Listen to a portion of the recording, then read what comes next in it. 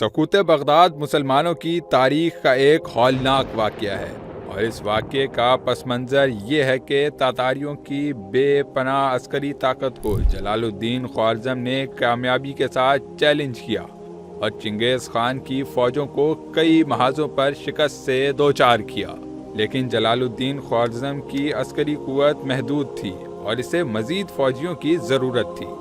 خلیفہ بغداد اسے یہ طاقت فراہم کر سکتا تھا۔ جلال الدین نے خلیفہ بغداد سے مدد کی درخواست کی اور خلیفہ نے اس کی درخواست قبول کر لی، مگر دربار خلافت میں تاتاریوں کے زرخرید موجود تھے، جن میں ریاست کے اعلیٰ ترین اہلکار بھی شامل تھے۔ ان اہلکاروں نے خلیفہ کو ڈرایا کہ اگر آپ نے جلال الدین کی مدد کی تو چنگیز خان، جو اب تک آپ کا دشمن نہیں ہے، آپ کے خلاف ہو جائے گا۔ رہا جلال الدین تو وہ آپ کی طاقت سے قوت پکڑ کر آپ کے لیے خطرہ بن سکتا ہے۔ چنانچہ آپ کو جلال الدین کی ہرگز مدد نہیں کرنی چاہیے۔ خلیفہ ڈر گیا اور اس نے جلال الدین کی مدد سے انکار کر دیا۔